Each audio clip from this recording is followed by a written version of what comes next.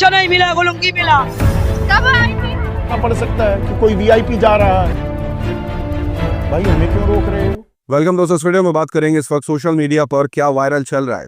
सलमान खान का बाइकआउट चल रहा है, उसी के साथ साथ शेयर करेंगे आपके साथ कि किस तरीके से ईद को लेकर के, नमाज को लेकर के चर्चाएं हो रही हैं, मीडिया में क्या चल रहा है शेयर करेंगे आपके साथ, और जो मेजर खबरें हैं वो क्या है, क्योंकि जिस तरीके से अनभक्तों के खेमे में नैरेटिव शेयर किया जा रहा है, जो बड़ी खबरें आ रही हैं उस पर चर्चा नहीं है। शेयर करेंगे सारी अपडेट इस वीडियो में। तो आगे बढ़ने से पहले आप सभी से गुजारिश कि चैनल को सब्सक्राइब और रीच के लिए लाइक शेयर कमेंट करना ना भूलें। पहली अपडेट आपको बता दें कि सलमान खान का बाइकआउट क्यों हो रहा है। उसके पीछे की वजह यह है, आपकी स्क्रीन पर सलमान खान ने अपनी मूवी सिकंदर को लेकर के एक पोस्ट किया जिसके अंदर उन्होंने ये घड़ी पहनी। अब इस घड़ी को देख करके सोशल मीडिया पर यह कहा जाने लगा कि किस तरीके से सलमान खान ने राम जन्मभूमि स्पेशल एडिशन की घड़ी पहनी है। इस घड़ी की कीमत बताई जा रही है लगभग 35 से 34 लाख रुपए। अब सोशल मीडिया पर राइट विंग्स के खेमे के अंदर यह चल रहा है कि कैसे सलमान खान ने जो है वो लेफ्ट विंग इकोसिस्टम को हिला दिया है, यानी शाहरुख खान के बाद सलमान खान ने लेफ्ट विंग्स को हिला दिया है। और शाहरुख खान का इसलिए जिक्र हो रहा है यहाँ पर क्योंकि शाहरुख खान ने इससे पहले प्रधानमंत्री मोदी के कई पोस्ट जो हैं वो रीट्वीट किए हैं। इस वजह से राइट विंग्स के खेमे में शाहरुख खान का नाम लिया जा रहा है और सलमान खान का। और सलमान खान का इसलिए क्योंकि सलमान खान ने अपने सिकंदर मूवी के प्रमोशन में राम जन्मभूमि स्पेशल एडिशन की घड़ी पहनी है। सोशल मीडिया पर लगातार बाइकआउट चल रहा है। ये कहा जा रहा है कि कैसे मुसलमानों के साथ देश के अंदर मामलात हो रहे हैं और ये शख्स जो है वो चुप्पी साधे हुआ है, उल्टा सिकंदर का प्रमोशन करने के नाम पर किस तरीके से ये वाली घड़ी पहना हुआ है। लगातार बहिष्कार चल रहा है सलमान खान का। लेकिन सलमान खान का इंटरव्यू भी काफी वायरल है, जिस इंटरव्यू के अंदर उन्होंने कंगना रनावत का जिक्र कर डाला। नेपोटिज्म पर बात हो रही थी जिस पर सलमान खान ने यह कहा कि कंगना के बच्चे फिर क्या करेंगे, क्योंकि आपको मालूम होगा कि कंगना रनावत नेपोटिज्म के खिलाफ बोलती आई हैं। अब सवाल यह था कि नेपोटिज्म पर सलमान की क्या राय है, जिस पर सलमान खान ने एक मजाकिया लहजे में कहा कि जो फिल्म इंडस्ट्री से ताल्लुक रखता है उसके बच्चे फिल्म इंडस्ट्री में जाते हैं, जो पॉलिटिक्स से ज्वाइन रखता है उसके बच्चे पॉलिटिक्स में जाते हैं। तो कंगना रनावत के बच्चे कहाँ जाएंगे, पॉलिटिक्स ज्वाइन करेंगे या फिल्म इंडस्ट्री? साथ ही साथ आपको बताएंगे कि देश के अलग अलग हिस्सों से ईद की नमाज और अलविदा जुम्मा को लेकर के क्या चल रहा है। बता दे, संभल से खबर निकल के आई कि वहां पर गाइडलाइंस लाई गई हैं जिसके मुताबिक जो नमाज है वो सड़कों पर नहीं होंगी और छतों पर नहीं होंगी। मेरठ से खबर निकल के आ रही है कि अगर सड़क पर नमाज पढ़ी तो पासपोर्ट और लाइसेंस रद्द हो सकता है। यहाँ तक कि संभल के अंदर ड्रोन से छतों पर निगरानी रखी जा रही है कि कोई छत पर नमाज तो नहीं पढ़ रहा है। लगातार सोशल मीडिया पर इस तरीके की गाइडलाइंस की आलोचना हो रही है। सोशल मीडिया पर चल रहा है कि जिस तरह सरस्वती पूजा, गणेश पूजा, दुर्गा पूजा में हर तरफ पंडाल लगाया जाता है, काफी भीड़ होती है, कई दिनों तक रोड जाम रहता है, लेकिन वहीं ईद और जुम्मे की नमाज यानी अलविदा जुम्मे की नमाज में किस तरीके से गाइडलाइंस लाई जा रही है, लगातार आलोचना हो रही है। पत्रकार शम्स तबरेज कासमी का कहना है, जो कि मिल्लत टाइम्स के पत्रकार हैं, उनका कहना है कि ये जो कुछ भी गाइडलाइंस लाई गई हैं इससे लग रहा है कि उनको मुसलमानों से नहीं बल्कि इस्लाम से समस्या है। और सोशल मीडिया पर यह भी चल रहा है राइट विंग्स के खेमे के अंदर कि सड़क पर कहीं नमाज नहीं होती, सऊदी में नहीं होती, दुबई में नहीं होती। यहाँ इस तरीके का तर्क दिया जा रहा है, जिसका जवाब देते हुए सोशल मीडिया पर यह वीडियो शेयर की जा रही है कहते हुए कि ये वीडियो देखिए, जो लोग ये कहते हैं कि बाहर देशों में यानी अरब देशों में सड़क पर फुट पर नमाज नहीं होती, ये वीडियो देखिए। ये वीडियो मक्के की बताई जा रही है कि कैसे मस्जिद में भीड़ होने की वजह से लोगों ने सड़क पर नमाज पढ़ी।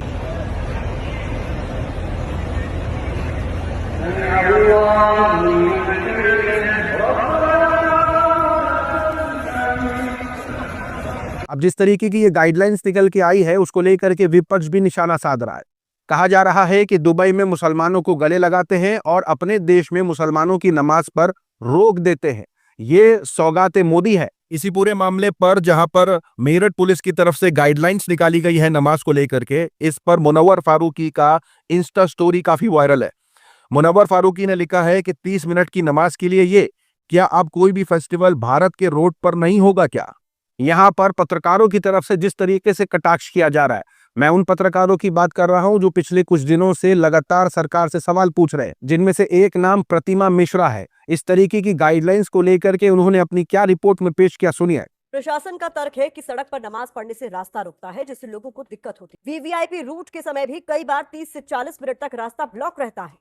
सड़क पर जागरण होता है तो औसतन 4 से 5 घंटे लगते हैं, जिसकी वजह से कई बार रास्ता बंद हो जाता है। सिर्फ उतना ही नहीं, संदीप चौधरी ने भी जिस तरीके से सरकार को घेरा है वो भी सुनिए। और गणपति बप्पा मौर्य की गूंज सुनाई देगी पूरी मुंबई में, और सड़कों पर लोग पंडाल लेकर निकलेंगे विसर्जित करने के लिए गणपति बप्पा मौर्य को। तो सार्वजनिक जगहों का, सड़कों का इस्तेमाल वहां जायज कैसे और यहां नाजायज कैसे? अब जिस तरीके की एबीपी न्यूज में रिपोर्टिंग हो रही है, राइट विंग्स खलबलाया हुआ है। अनभक्तों की तरफ से ये चल रहा है कि ये लोग तो बीजेपी से नफरत करते हैं, इन्हें फंडिंग्स कहीं और से मिल रही है, इस वजह से ये लोग लेफ्ट विंग्स और जिहादी को सपोर्ट कर रहे हैं। दूसरी तरफ रूबिका लियाकत की आलोचना चल रही है। ये वीडियो वायरल हो रही है बताते हुए और दावा किया जा रहा है ये रूबिका लियाकत का घर है। घर बिल्कुल बड़ा है, बेशक यहाँ जिस तरीके की लग्जरी जो सुविधाएं इनके घरों में वो देखने लायक है। लगातार सोशल मीडिया पर आलोचना चल रही है कि पत्रकारिता एक देश में होती थी कि पत्रकार के पास पहनने को ढंग के कपड़े नहीं होते थे।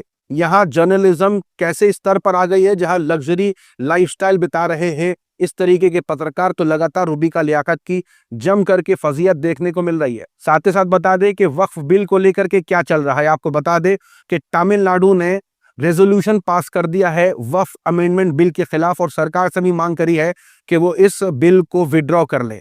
यहां तक कि आंध्र प्रदेश के चीफ मिनिस्टर चंद्रबाबू नायडू ने भी इफ्तार पार्टी अटेंड करी है और वक्फ बोर्ड को लेकर के बयान दिया है। उन्होंने उसकी प्रोटेक्शन की बात करी है, लेकिन एएनआई ने यह रिपोर्ट तो किया है कि चंद्रबाबू नायडू इफ्तारी करने गए हैं, लेकिन कैसे उन्होंने वक्फ बिल को लेकर के और वक्फ प्रॉपर्टी को लेकर के क्या बयानबाजी करी है, कैसे मुसलमानों के साथ की बात करी है, ये नहीं दिखाया एएनआई ने। साथ ही साथ बता दें कि जिस तरीके का ऐलान किया गया था मुस्लिम लॉ बोर्ड की तरफ से कि काली पट्टी बांध करके नमाज पढ़ने जाएं, उसको लेकर के भी अलग अलग तस्वीरें वायरल हो रही हैं। कई वीडियो वायरल हुई हैं, कहीं महाराष्ट्र से वीडियो वायरल हुई हैं, कहीं बेंगलुरु से। जी हाँ, ये तस्वीर मोहम्मद जुबैर की है जहां उन्होंने काली पट्टी में विरोध किया है वक्फ बिल का। यहाँ पर जिस तरीके के ये फोटोज और वीडियोस निकल के आ रहे हैं, इस पर राइट विंग्स में चल रहा है कि एंटी सीएए से बड़ा कुछ होने वाला है। कहा जा रहा है कि कुछ बड़ा होने वाला है, एंटी सीएए मूवमेंट से भी बड़ा होने जा रहा है। यहाँ पर खबर निकल के आ रही है मेरठ से, जहां लोग काले रंग की पट्टी बांध करके नमाज पढ़ने जा रहे थे। वक्फ बिल के खिलाफ प्रदर्शन था एक तरीके का, इसको लेकर के पुलिस ने उनको रोका है। ये तस्वीर काफी वायरल है। ईद को लेकर के लगातार अलग अलग हिस्सों से अपडेट्स निकल के आ रहे हैं, जहां शिमला के स्कूल के अंदर ईद की सेलिब्रेशन पर रोक लगा दिया गया क्योंकि हिंदुत्व आउटफिट ने धमकी दी है। यहाँ बताया जा रहा है कि हरियाणा के अंदर ईद उल फितर की छुट्टी पर रोक लगा दी गई है, यानी पूरी तरीके से हरियाणा के अंदर ईद की छुट्टी नहीं है 31 मार्च। वजह बताई जा रही है कि क्योंकि फाइनेंशियल ईयर का क्लोजिंग दिन होने वाला है, इस वजह से छुट्टी रद्द कर दी है ईद की। यहाँ तक कि ये खबर निकल के आई थी, मैंने आपके साथ शेयर किया था कि किस तरीके से सौगात मोदी के नाम पर जो है वो किट डिस्ट्रीब्यूट की जा रही थी, जिस तरीके की तस्वीरें निकल के आई। लेकिन बिहार से खबर निकल के आ रही है कैसे बिहार के मुसलमानों ने सौगात मोदी ठुकरा दिया है। ईद पर मोदी की सौगात को जिस तरीके से उसकी जो गिफ्ट किट थी उसके अंदर लुंगी और चीनी मिली है, उसको लेकर के महिला भड़की है। वीडियो काफी वायरल है। एगो लुंगी 100 ग्राम चीनी लगो रे। हाँ, मोदी कह दे वाला रोज ही था, खलल पड़ल था। जहाँ मोदी की सौगात मिल रही थी वहाँ पर कहा जाए कि देखिए टेबल तोड़ रही है महिलाएं, टेबल तोड़ रही है और लोगों में गुस्सा दिखाई दे रहा है, काफी गुस्सा में है वो। यानी इस तरीके का जो पूरा नैरेटिव चल रहा है उसको लेकर के ये कहा जा रहा है कि मामले को डाइवर्ट करने की कोशिश की जा रही है। उसके पीछे की वजह बताई जा रही है कि ऐसी ऐसी खबरें निकल के आ रही हैं। मैंने कई बार ऐसी खबरें पेश करी आपके सामने, जहां कई लोग जो है पाकिस्तान को ऐसी खुफिया जानकारी देते हुए पकड़े गए हैं। दर्जनों केसेस आ चुके हैं जिसमें मुसलमान समुदाय ना के बराबर हैं। हाल फिलहाल की खबरों में ज्यादातर दूसरे समुदाय के लोग हैं। यहाँ एक खबर ये भी निकल के आ रही है कि किस तरीके से देश के अलग अलग हिस्सों में जो गलत काम है वो बढ़ते जा रहे हैं। दूसरी खबरें निकल के आ रही हैं कि कैसे 5 में से एक ultra high net worth individuals जो हैं वो अब्रॉड जाकर के सेटल होना चाहते हैं। जी हाँ, कोटक महिंद्रा बैंक की तरफ से ये एक सर्वे किया गया था, जिसके मुताबिक उन्होंने 12 सिटीज में इस सर्वे किया है और उन्होंने ये बताया है कि कैसे 5 में से एक जो है वो देश छोड़ करके अब्रॉड सेटल होना चाह रहा है। वजह ये है कि वहां पर उनको टैक्स बेनिफिट है, इन्वेस्टमेंट अपॉर्चुनिटीज हैं और बेटर ग्लोबल कनेक्टिविटी है। जी हाँ, सर्वे बता रहा है कि कैसे 5 में से 1 करोड़ोपति लोग जो है वो देश छोड़ करके बाहर सेटल होना चाहते हैं, लेकिन मीडिया में इसकी कोई चर्चा नहीं है। ये खबरें देखिए, महंगाई तो अलग हो रही है, कैंसर, हार्ट और डायबिटीज की दवाइयां महंगी हो गई हैं। ये खबर भी आ रही है कि कैसे एटीएम के चार्जेस बढ़ा दिए गए हैं बैंकों की तरफ से, और जो मिनिमम बैलेंस लिमिट थी उसको भी बढ़ा दिया गया है। यानी अगर मिनिमम बैलेंस से नीचे आपका अकाउंट में फंड हुआ तो वो अच्छे खासे चार्जेस काटने वाले हैं। बताया जा रहा है पिछले 5 सालों में 8,500 करोड़ बैंक ने कमाए हैं सिर्फ मिनिमम बैलेंस की वजह से, क्योंकि जो लोग हैं जब मिनिमम बैलेंस से नीचे उनका फंड आता है तो जो सर्विस चार्जेस वो काटते हैं उसमें 8,500 करोड़ रुपए इन 5 सालों में बैंकों ने कमाए हैं। देखा आपने लापरवाही का नतीजा। तो किस तरीके से आम जनता की पॉकेट पर हमला है, महंगाई बढ़ रही है, करोड़पति देश छोड़ के जा रहे हैं, हालात देश के अलग अलग हिस्सों के कैसे हैं मैं लगातार शेयर करता आ रहा हूं।